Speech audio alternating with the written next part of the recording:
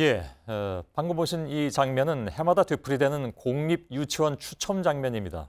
낳기만 하면 국가가 키우겠다 이런 말이 선거 때만 되면 아무튼 난무하죠. 그러나 여전히 국공립유치원 추첨 때가 되면 온 가족이 휴가를 내고 매달려야 하는 것이 현실입니다. 왜 이런 상황이 반복되는지, 이에 대한 후보들 공약은 어떤지, 또한 실현 가능성은 있는 것인지 오늘 공약 파보기 윤정식 기자와 파보겠습니다. 자, 유치원 논란은 선거 전 들어가면서 뜨거웠는데 핵심은 국공립 증설이라는 건데 후보들 공약은 어떻습니까? 네, 이 안철수 후보는 이 병설 유치원을 중심으로 6천 학급을 늘리겠다라고 말했습니다. 예. 이 문재인 후보는 지금보다는 1.5배를 늘리겠다라고 말했는데요. 저희가 세보니까 약 한 5천 학급 정도가 됐습니다. 예. 이 심상정 후보는 이 6,160학급 증설을 약속을 했습니다. 예. 이 나머지 후보들은 증설 의지는 있었지만은 규모를 밝히지는 않았습니다. 예. 사실 이제 국공립 유치원보다 더 큰 문제가 어린이집 문제지 않습니까? 그렇습니다. 바로 핵심은 어린이집에 있었는데요. 현재 어린이집에 다니고 있는 아동 수가 145만 명입니다. 유치원이 70만 명인 것을 감안해서 봤을 때는 2배 이상 많은 겁니다. 예. 하지만 이 국공립률을 한번 살펴보니까 어린이집은 6%에 불과했습니다. 아, 예. 이 유치원은 이에 비한다면 절반 이상이나 되는 거니까 상당히 양호한 편이었죠. 그러네요. 네. 자, 어린이집 확충 공약들도 그러면 냈겠네요. 네, 국공립 어린이집 이용률을 한번 보면요. 이 문 후보가 40%, 그리고 안철수 후보는 20%, 심상정 후보는 50%를 약속했습니다. 예. 유승민 후보 같은 경우에는 유치원과 어린이집을 포함해서 국공립 시설에 다니는 아이들을 70%까지 올리겠다라고 얘기했습니다. 예. 홍 후보는 취약계층 지역을 위주로 증설하겠다라고 얘기했습니다. 예. 자, 유치원이든 어린이집이든 역시 이제 중요한 건 재원 마련이 관건 아니겠습니까? 예. 이 대부분 후보가 그 부분에 대해서는 언급을 안 하고 있습니다. 예.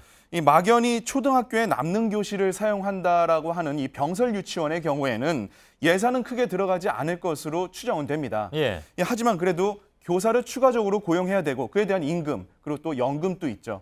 돈 들어갈 곳은 많이 있는데요. 이 가장 공격적인 목표를 낸 곳이 심상정 후보입니다. 예. 이 캠프 추산 2조 원이 든다라고 얘기를 했습니다. 그런데 법인세 인상 그리고 사회복지세 등을 신설해서 조달하겠다는 계획을 밝혔는데 나머지 후보들 같은 경우에는 증세를 어느 정도 할지는 아직 모르겠다라고 합니다. 예. 근데 박근혜 전 대통령도 어린이집 다니는 아이들까지 보육을 책임진다고 했지만 이거 너무나 이제 유명한 사실이 돼버렸습니다만은 못 지켰잖아요. 지금 이제 보시는 게 바로 박근혜 전 대통령이 후보 시절에 낸 공약집입니다. 예. 보시면은 국가 완전 책임제를 실현하겠다라고 얘기를 했습니다. 예.